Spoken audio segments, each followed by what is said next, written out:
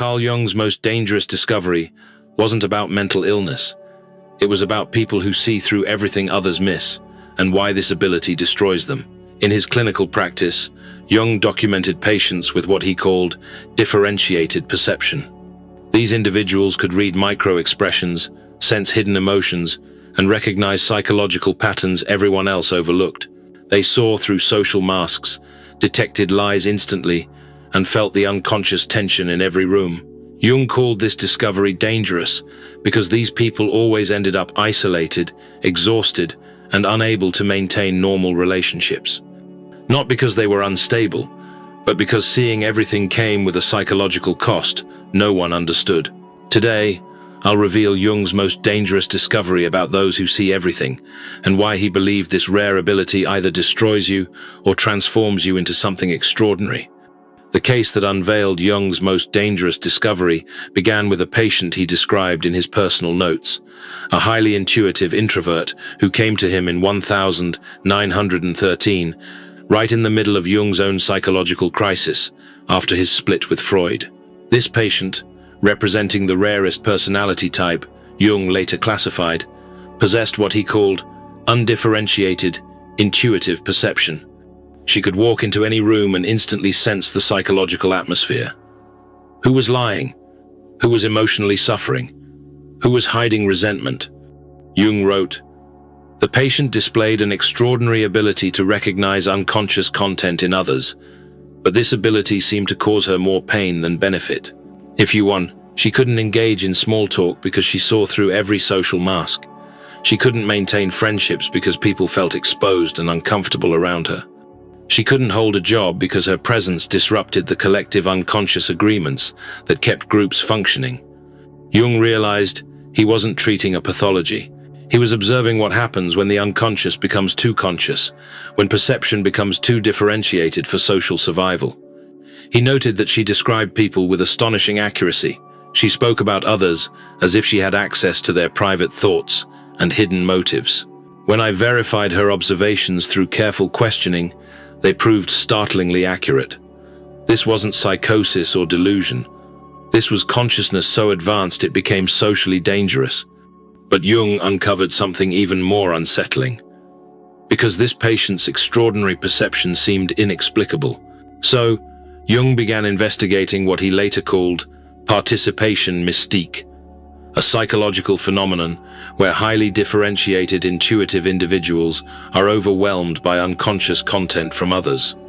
Jung wrote in his Red Book period notes, "There are those among us whose psychological apparatus is so finely tuned that they absorb not just conscious communication, but the entire unconscious atmosphere of their surroundings."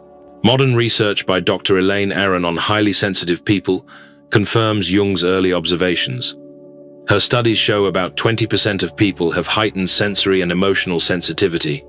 But Jung identified something more specific in his psychological system: the intuitive introvert type, roughly 1% of the population, who not only feel deeply, but perceive unconscious patterns with astonishing clarity.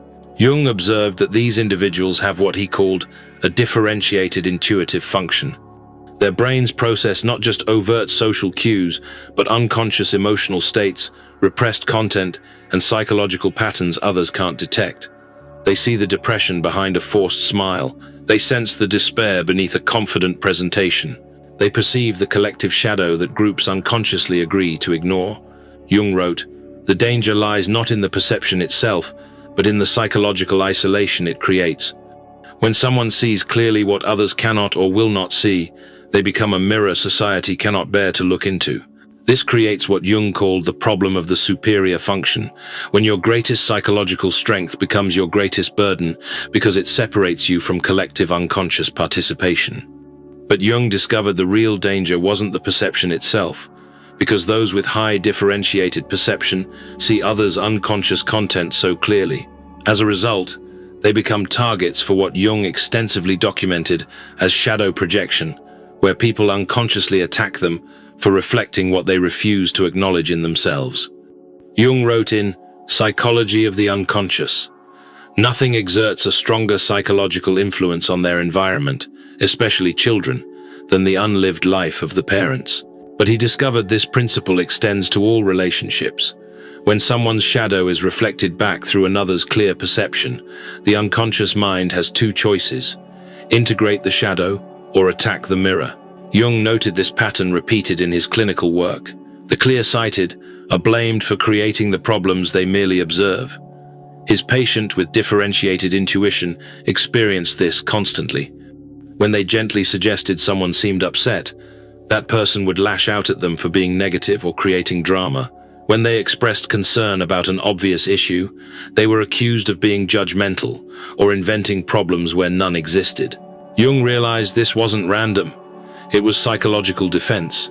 In Memories, Dreams, Reflections, he wrote, "Everything that irritates us about others can lead us to an understanding of ourselves.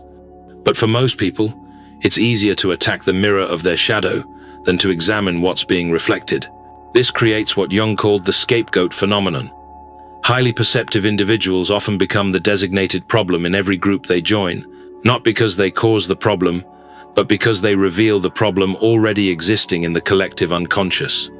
Jung observed, "The bearer of superior perception becomes the repository for everything the group cannot consciously admit about itself."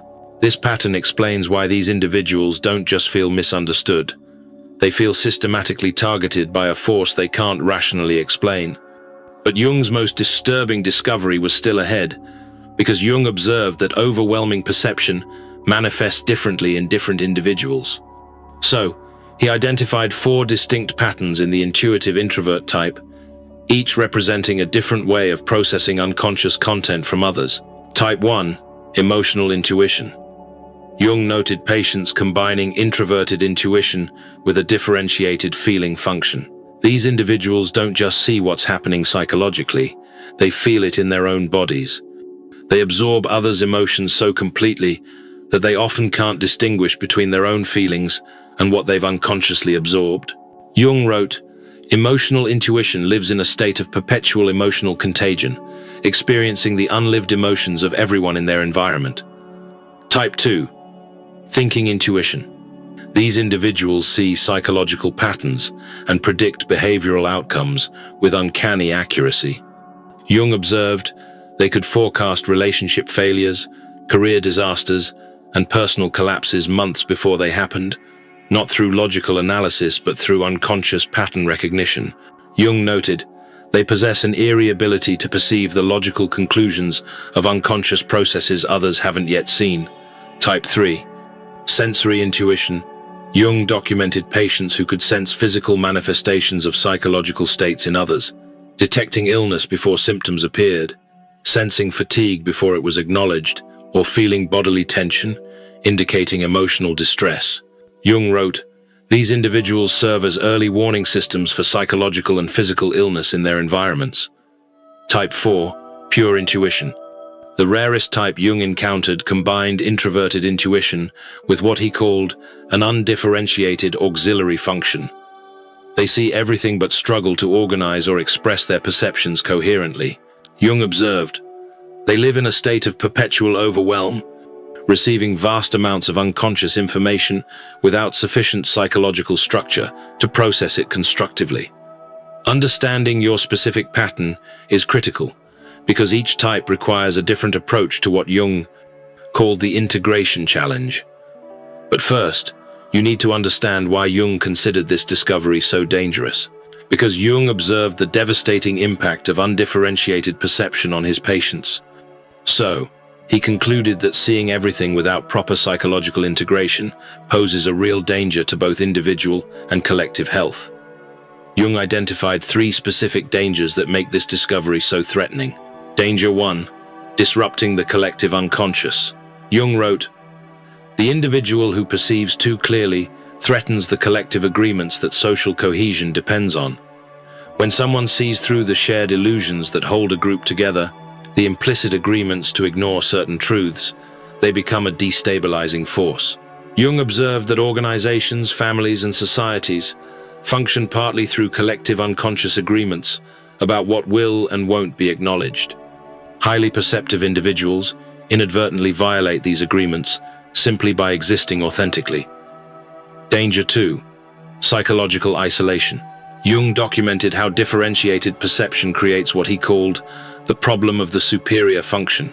When your greatest psychological strength becomes your greatest source of suffering, he wrote, the curse of consciousness is that it cannot be shared with those who don't possess it. The individual becomes an island of awareness in an ocean of unconsciousness. This isolation isn't just social but existential. These individuals often report feeling like they're living in a different reality from everyone around them. Danger 3. Identity dissolution. Most dangerously, Jung saw that those who absorb unconscious content from others often lose touch with their authentic selves. They become so flooded with external psychological material that they can't distinguish between their inner world and what they absorb from their environment.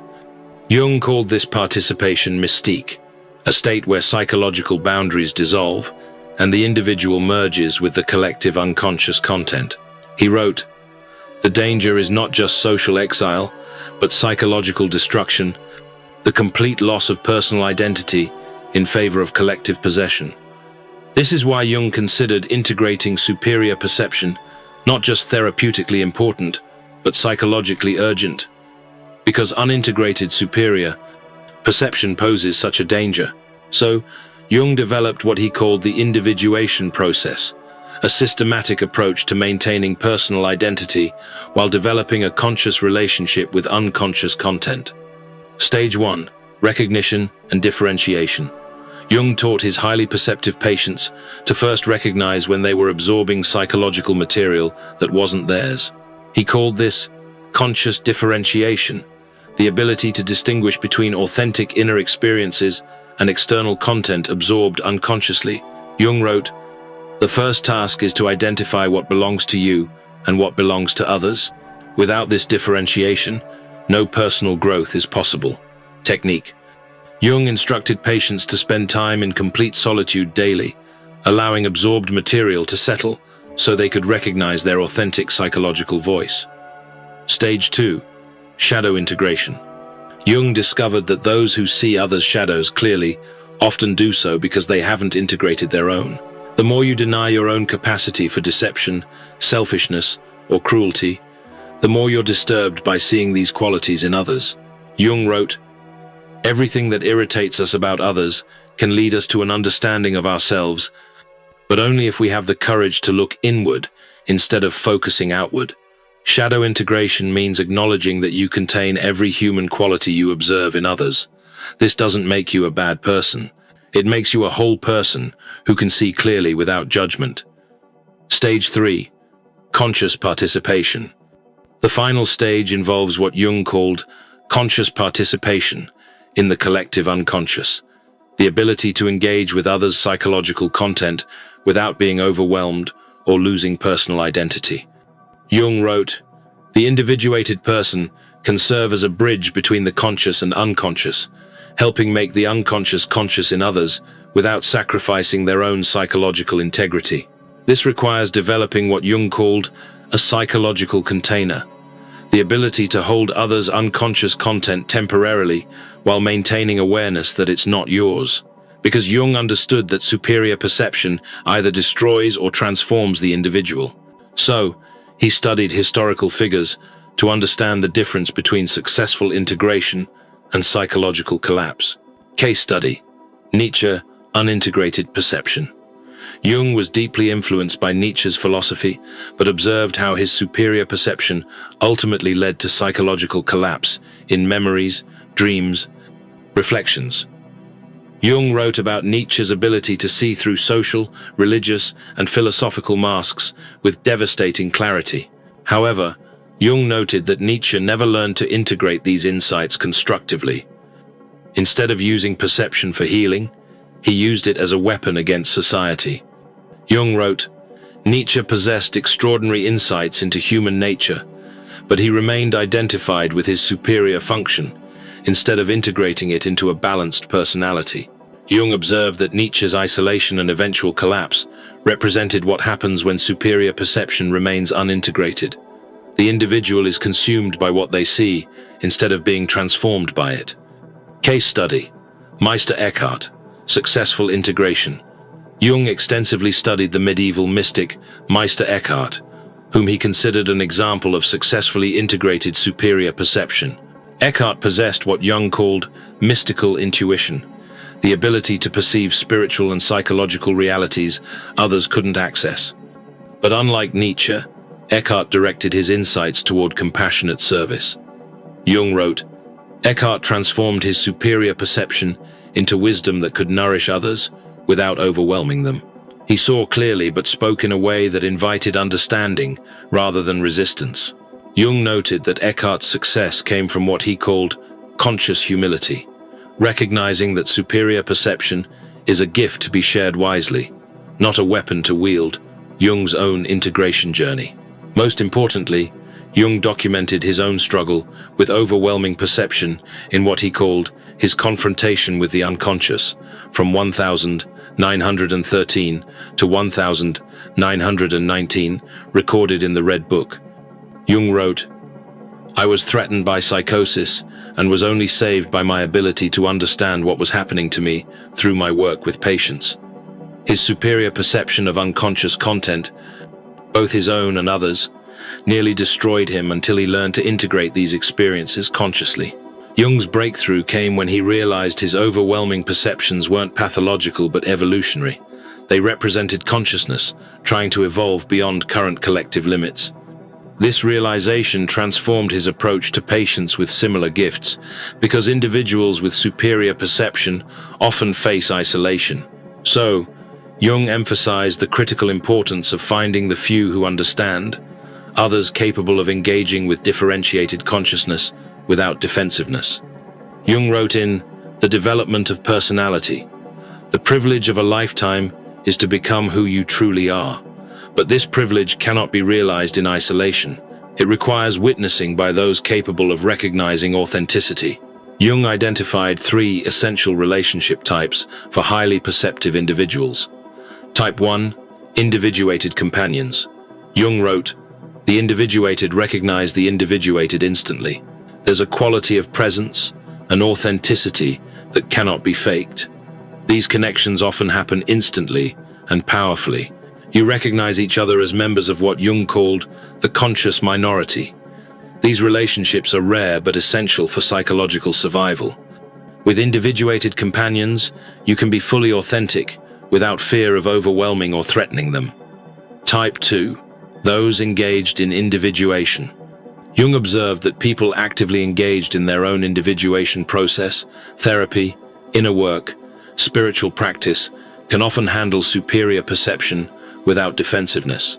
They may not possess it, but they understand its value. Jung wrote, those who have begun to know themselves can tolerate being known by others. Type 3. Natural containers. Jung identified individuals who, while not possessing superior perception, have what he called a natural container function, the ability to hold psychological content without being overwhelmed by it. These people may be mature individuals who have faced significant life challenges. Recognition process. Jung developed specific indicators for identifying safe relationships. They ask sincere questions about your observations, rather than immediately becoming defensive. They can acknowledge their contradictions and limitations without shame. They exhibit what Jung called psychological mindedness, an interest in inner reality. They maintain emotional stability in the face of uncomfortable truths. They show genuine curiosity about consciousness and growth. Gradual disclosure protocol. Jung taught a careful process for revealing perceptive abilities. 1. Start with small, gentle observations. 2. Note their response patterns to feedback. 3. Assess whether they become defensive or curious. 4.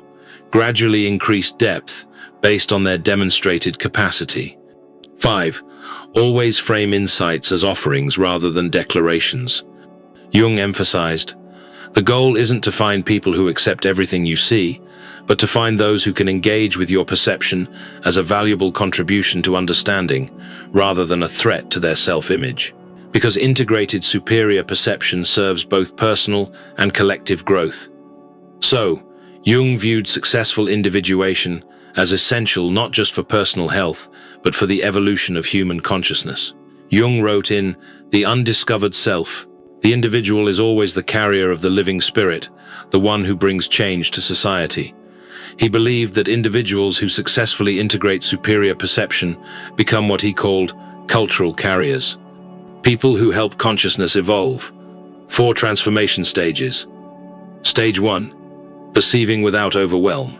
The first transformation happens when you learn to acknowledge your perceptive abilities without being crushed by them. Jung called this the conscious acceptance of the superior function. Jung wrote, "The beginning of wisdom is to recognize what one truly is, not what one wishes or fears to become." Stage 2. Integration without isolation. The second stage involves learning to use perception constructively while maintaining meaningful relationships. Jung called this social individuation, becoming your authentic self while remaining connected to others. Jung observed that the individuated don't withdraw from the world, but engage with it more consciously.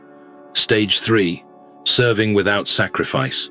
The third transformation occurs when your perception becomes a gift you offer, rather than a burden you carry. Jung called this conscious participation, using your abilities to serve others without exhausting yourself. Jung wrote, "The privilege of a lifetime is to become who you truly are, and then offer that authentic self in service to the whole." Stage 4. Legacy without attachment. The final stage involves what Jung called the transcendent function, using perception to contribute to collective consciousness evolution without attachment to whether others recognize or accept your contribution. Jung observed, "The individuated work for the future, not for personal recognition in the present. Integration becomes cultural medicine." Jung believed that individuals who successfully integrate superior perception serve a critical evolutionary function. They see what the collective consciousness isn't yet ready to acknowledge, helping prepare humanity for necessary developmental steps. Jung wrote, "What is not brought to consciousness comes to us as fate." Highly perceptive individuals who learn to integrate help make unconscious content conscious before it manifests destructively in collective behavior. But Jung warned of specific pitfalls that can derail this transformation because the path to integrating superior perception contains specific dangers. So, Jung documented the most common ways individuals derail their own transformation process. Pitfall 1. Inflation trap. Jung wrote extensively about psychological inflation. When the individual identifies with their superior function instead of consciously integrating it. In 2 essays on analytical psychology, he warned, "The danger is that the ego identifies with the archetype, leading to inflation that cuts the individual off from human relationships." Highly perceptive individuals often fall into what Jung called the savior complex, believing they must save everyone from the unconscious. This leads to preaching, judgment, and ultimately isolation. Jung observed, "The moment one believes they are the bearer of absolute truth, they have fallen into the trap of being unconsciously possessed by the very forces they seek to understand." Pitfall 2. Justified withdrawal. Jung documented cases where individuals used their superior perception to justify completely withdrawing from society. They convinced themselves that others are too unconscious to be worth engaging with, something Jung recognized as spiritual superiority disguised as wisdom. Jung wrote, "True individuation requires engagement with the unconscious world, not escape from it. The hermit who withdraws from life hasn't transcended it, but has been defeated by it." Pitfall 3. Helper syndrome. Jung observed that some highly perceptive individuals become addicted to being needed. They define themselves entirely through their ability to see and help others, losing touch with their own inner development. Jung warned, "When perception becomes identity, the person disappears behind the function. This isn't individuation, but the opposite, sacrificing personality for a role." Pitfall 4. Regression to overwhelm. Even successfully integrated individuals can regress during periods of stress, trauma, or major life transitions. They stop maintaining psychological boundaries and become flooded by others' unconscious content again. Jung emphasized, "Integration isn't a permanent achievement, but a dynamic process requiring continual conscious attention." Maintaining integration. Jung developed ongoing practices to sustain healthy integration.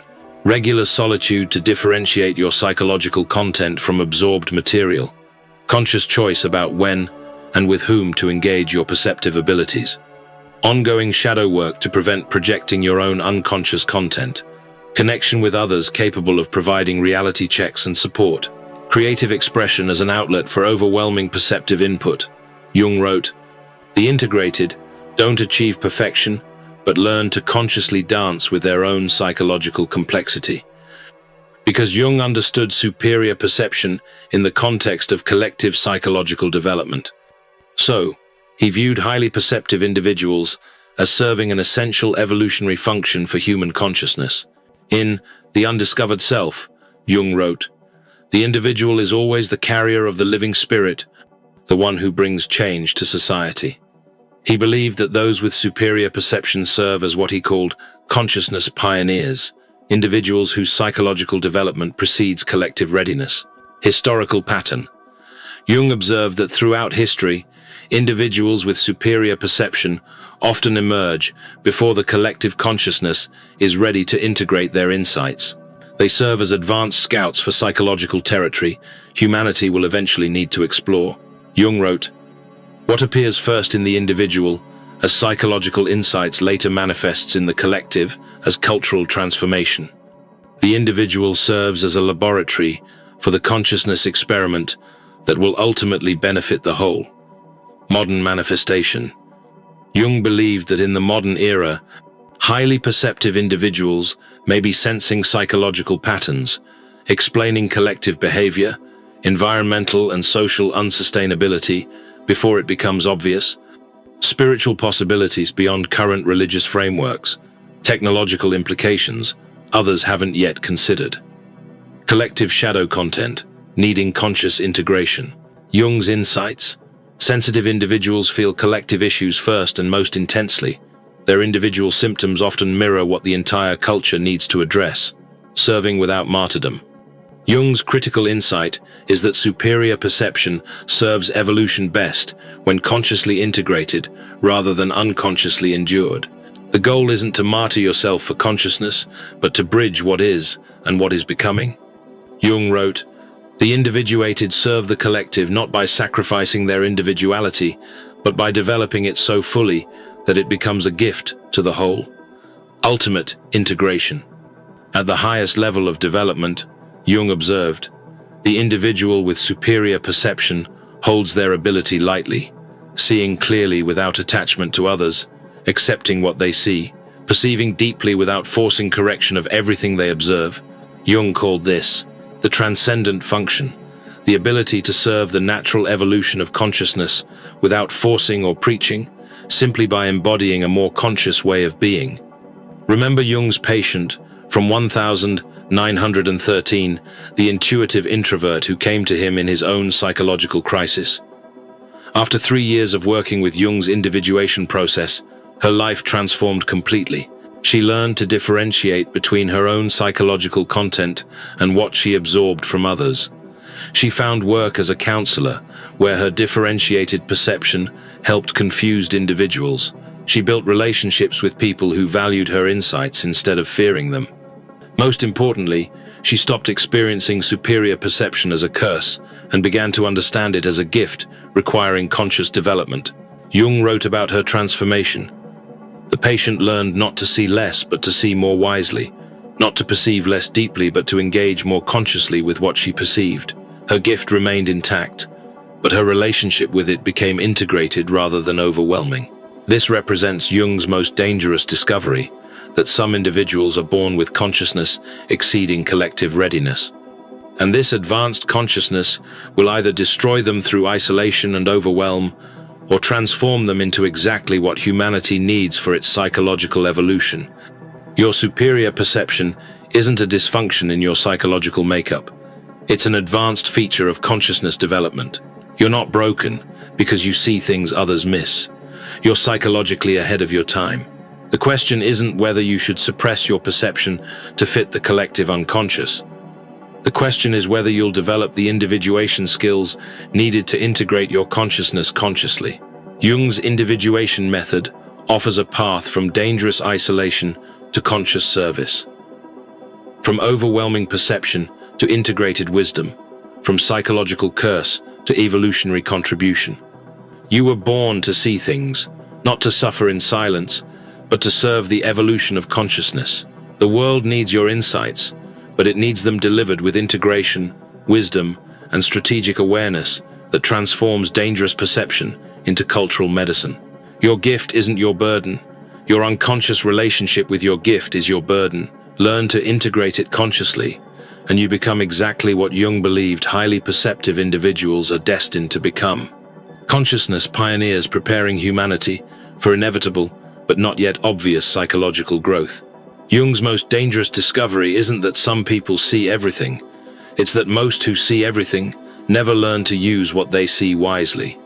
The danger isn't in the perception itself, but in failing to develop a conscious relationship with an extraordinary ability.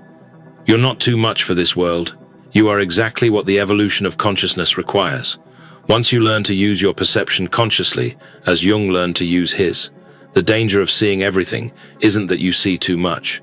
It's that you may never have learned to see with the integration and wisdom your gift demands. If you recognize yourself in Jung's description of the highly perceptive individual, you're part of a rare psychological type that Jung believed is essential for the evolution of consciousness. Share in the comments which type of differentiated perception you are.